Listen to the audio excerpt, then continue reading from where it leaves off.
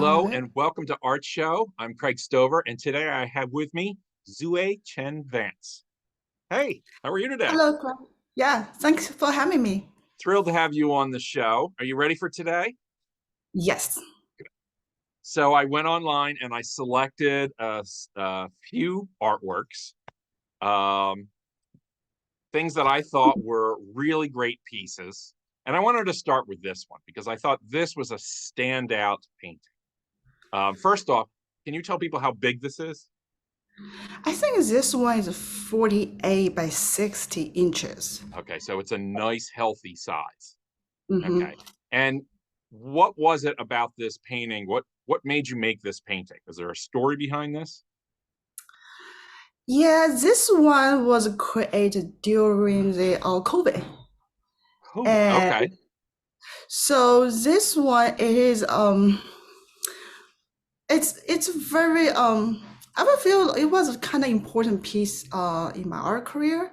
Hmm. Um because from this one, because it started with actually one character and one girl, and then slowly just from one girl, and it kept generating more girl. So Okay. I didn't have absolutely figure out at the beginning, but I just kept like something to keep me adding more girls, right? Eventually, I sit on this structure. I feel like I'm very happy with. Hmm. Um, and I like also there is a little hidden story going on Hmm. behind, and we are celebrating, and sometimes we have a secret messaging up to each other. And Okay. this is just started with a general idea, and just kept developing based on that. So I'm curious, when you say that you were adding figures to it, were you Uh-huh. doing that in like a before you painted it in like sketches, or did you have this canvas and have one figure and then add additionals? I have the canvas and add additional. Wow. Okay. There's no sketch for this one. There was Okay. no Yeah. Um, and also, I mean, what was extremely interesting is the idea in the air and the Uh, floating uh-huh. and trying to describe experience I was going through and feeling certain a groundedness situation for me. Okay. And so the other figures, you can ask a question either in the air and they're kind of leaning on each other to maintain their pose in the air. Hmm. I also actually pay extra attention to the skirts.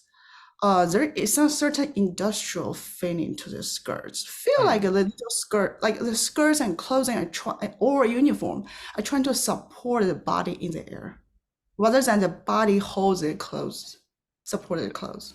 This painting, to me, hints at quite a few secret languages in this, like the choice of the skirts, the choice of their socks, their poses. I'm walking away from this with a lot more questions than answers. So I think this you and I we have to have a longer conversation about this particular painting. And so I do have one quick one. Do you consider when you paint these sort of figures, is this a stand-in for yourself? Are you in this painting, or is it separate from you? I feel I'm everywhere in this painting. I feel like I see myself as each girl in different situation. Okay. Um, yeah, it's I think all my painting is kind of autobiography, Mm-hmm. and I can imagine myself in all the girl at the same time. All right. We have to talk more about this painting, but I want to move on. So I also selected this piece because as a painter, there were two artists that popped into my head immediately when I was thinking about this, Philip Guston and Max Beck. So I don't know if they have any relation to what you do at all, but this idea of this sort of hanging figure, hmm these hanging limbs is really, it provokes a lot of questions in me. What am I looking at Hmm. I would feel like you're looking at a very compressed here? Hmm. pressure, a place.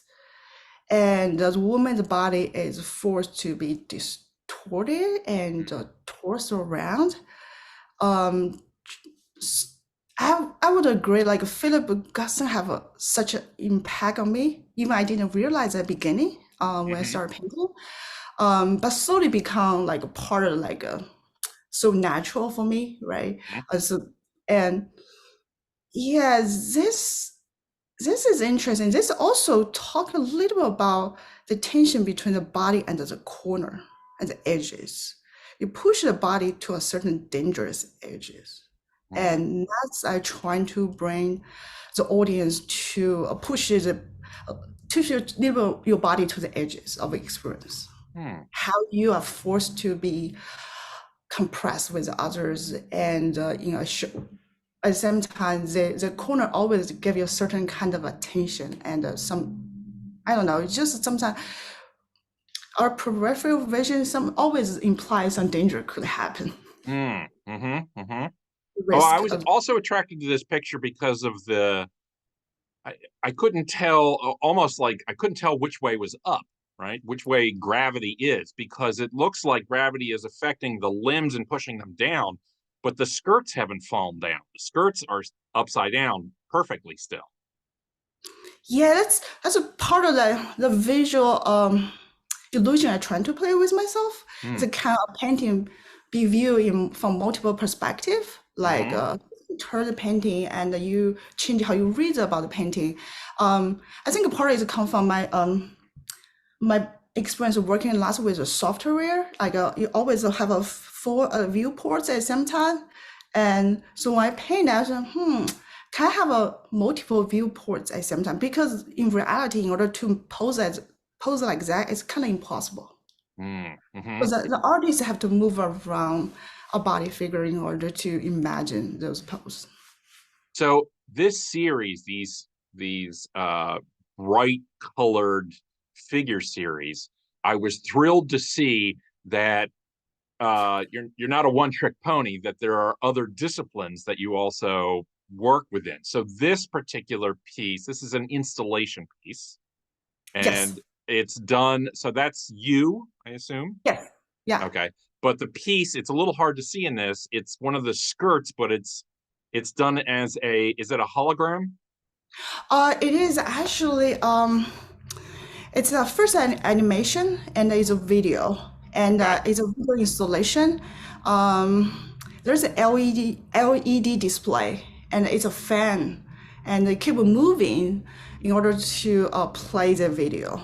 Mm, You can see a lot of storefront and use that to display their advertisement. mhm, But this piece is specific. I'm interested in the feminine quality of the skirts mhm. and skirts. I mean, it's such a interesting object by itself. To It's use it such as an icon, like as a representation, as a fantastic way to transform that object.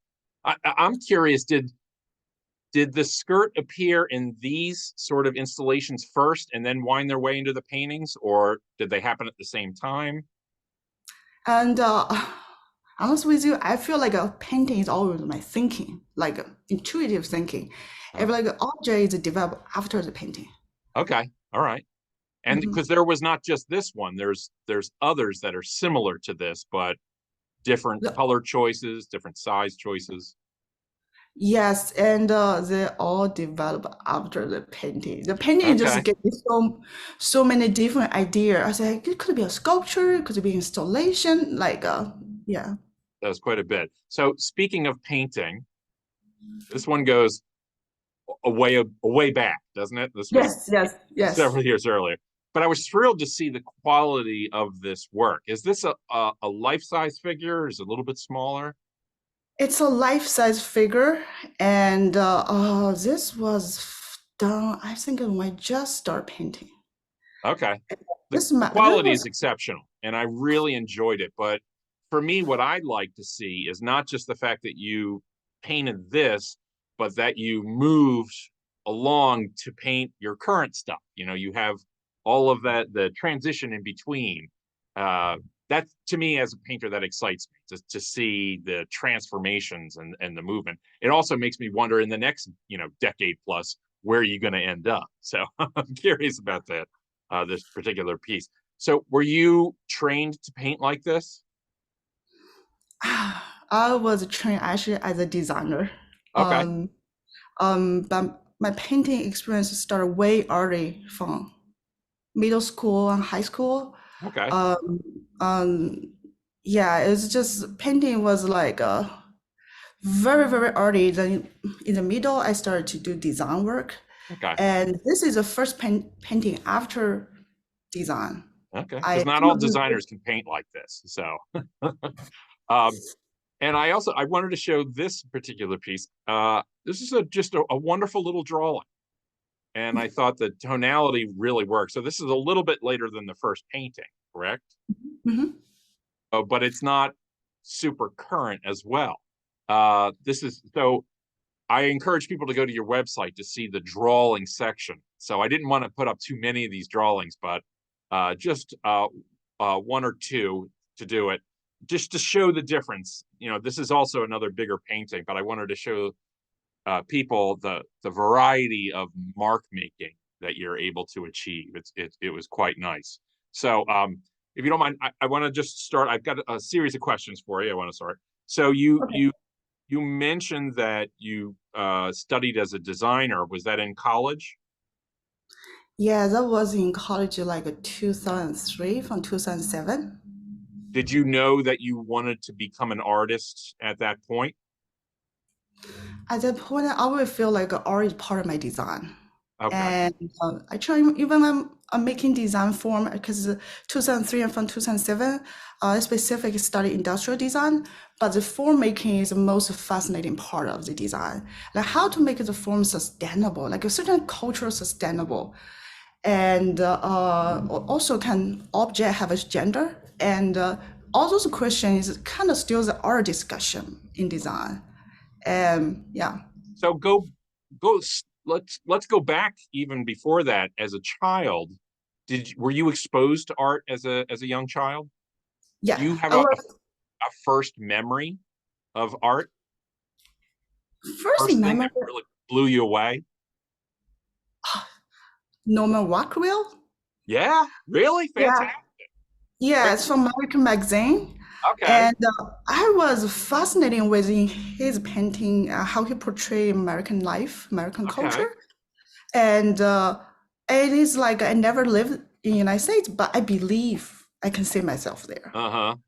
Well, I find And that fascinating because Rockwell has so much storyline in his pictures, and so do you, right? There's a lot of story going on in your works. I hope you're aware of it.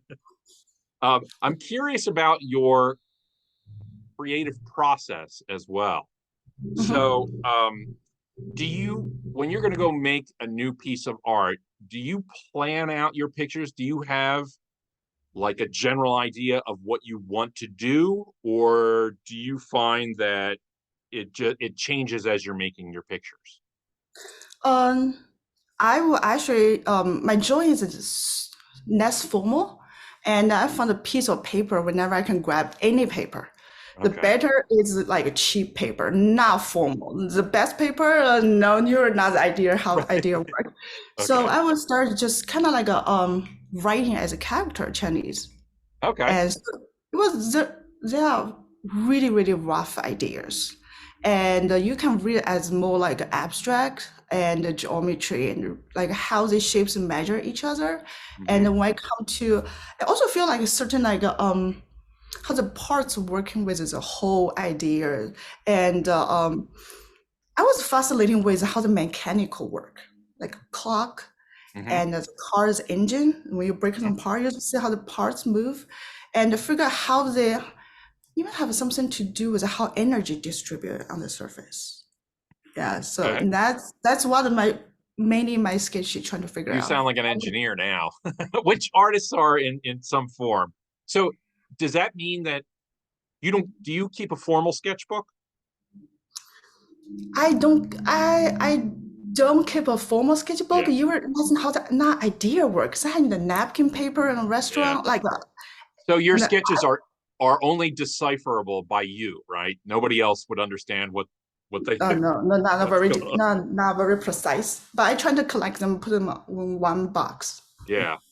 I would like to see those. I mean, would you ever show those, exhibit them? Yeah, that would be great if I Yeah, I could would have a love to see chance. that along with the paintings, just to see what was going on.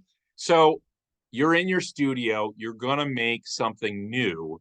What is it that sparks your creativity? What gets you moving?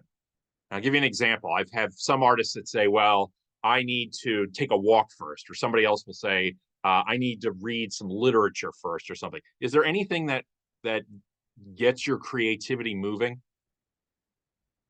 Hmm.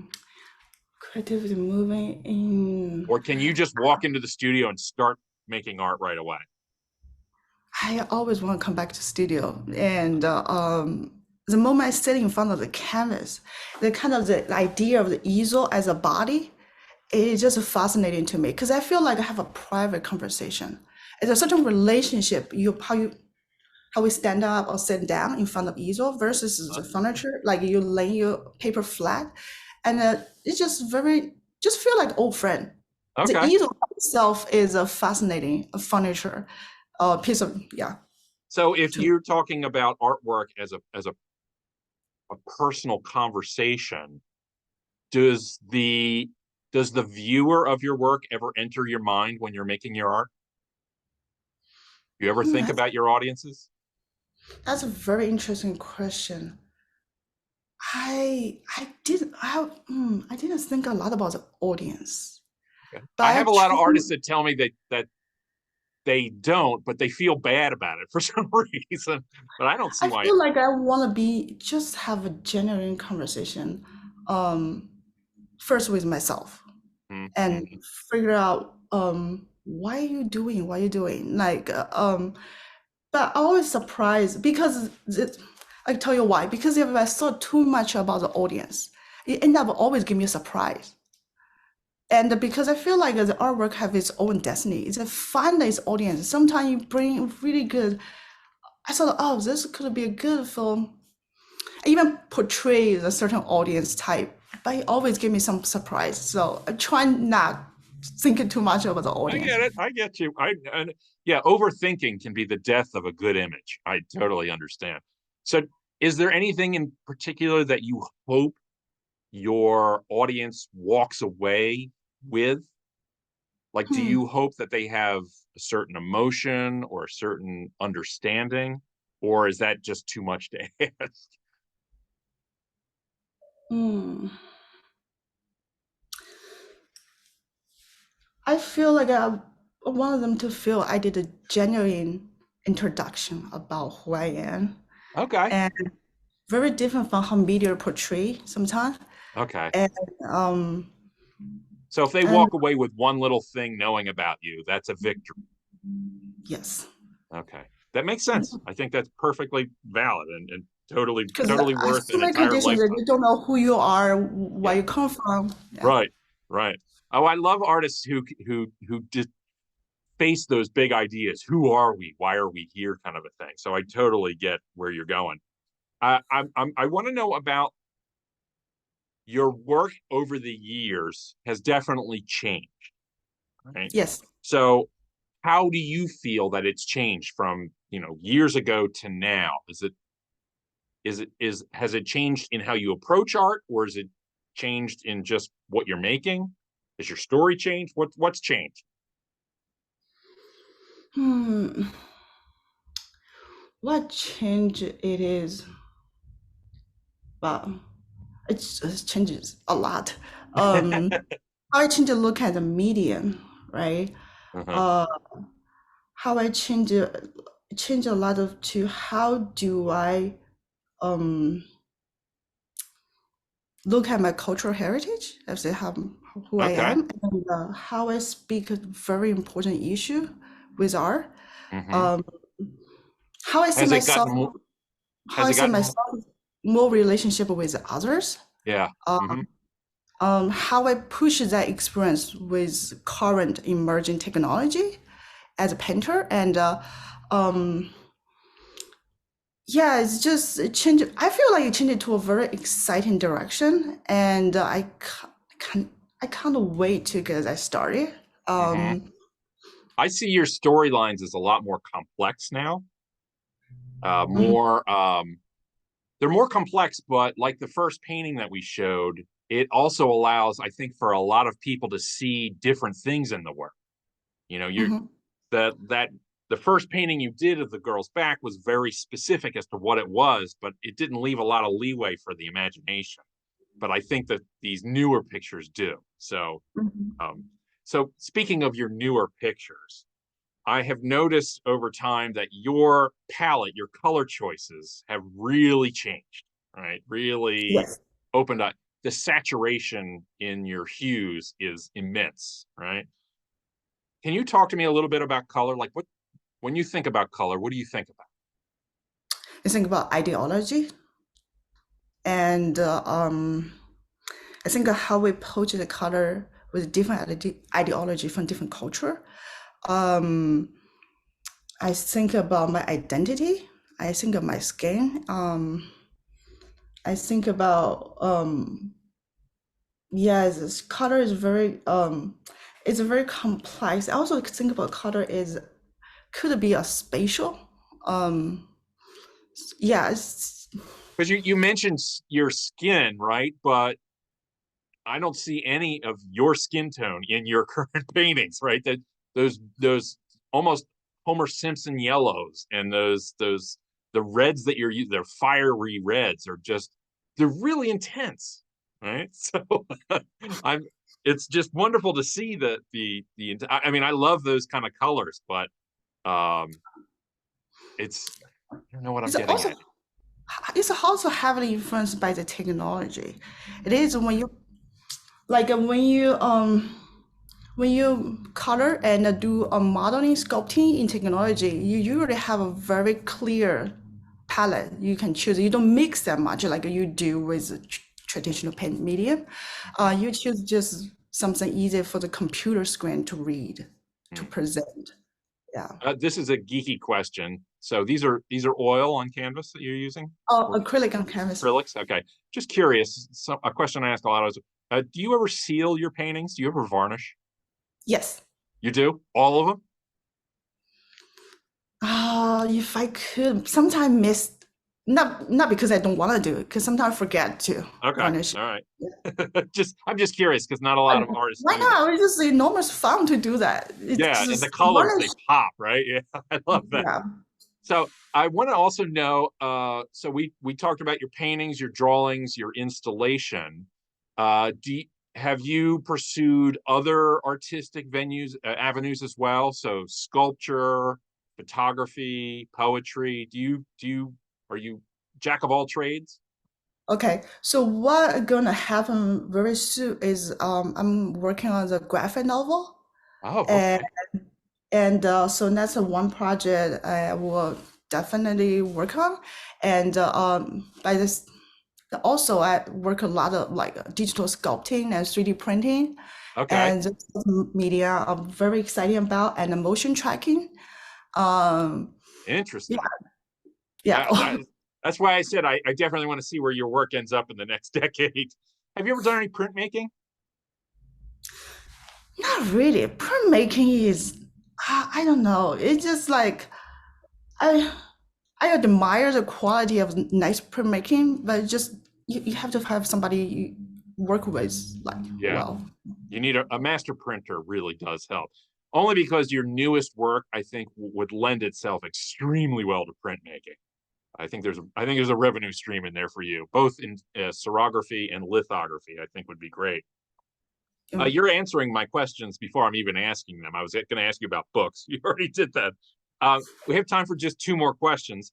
Yeah. One, are there other artists that you constantly look at for either inspiration or for entertainment, both living or past artists? Georgia O'Keeffe. Okay. All No right. matter when I look at her when I was small, I admire her. At different age, I read really Hmm. different things from her painting and amazing life story. Okay. And another, of course, lots of great artists I excluded. I should like Clement. Yeah, French yeah. artists like and all great. But I have a secret source of inspiration from artists. Is actually a lot of artists, illustration artists, did the Chinese textbook Ah, about okay. manga, and Interesting. it's a you can search it at junior English for China. Oh, that's fascinating. It, Now I got to go yeah. back and look at your work again Okay. to figure this out. I find it interesting that when you said O'Keeffe, I immediately thought of her colors, her palette, right? That because she uses a lot of saturation as well. A great gradient. Yeah, yeah, very much. So time for just one more question. Simple question. What does art do for you? Art gave me a voice and to speak about the issue. I feel is very important. Mm-hmm. And art gave me the chance to explain myself, describe Mm-hmm. myself, Mm-hmm. and to have a relationship with others, Mm-hmm. and to also to understand all the inferences Mm. and put all the inferences together. And um, yeah, to give me a shout to really celebrate and sometimes celebrate and my circumstance. It's a way Mm-hmm. of also celebrate. It's give me such optimism, criticism also at the same time. I get it. That's a perfect answer. I love that. It's sort of encapsulated. Well, Ziui, I am thrilled to be able to talk with you today. I just love it. Now I have to go back and look at your works again because I've got some more answers I need, more questions I need answered. But thank you so much for coming by and talking with me today about your work. I really appreciate it. And I also want to thank everybody who tuned in to watch ArtShow today. We love your support. We'd love it if you like, share, and of course, subscribe. That really helps push ArtShow forward. So thanks again for tuning in. Ziui, thanks again for coming by today. I really appreciate it. Take care. Thank you, Brad.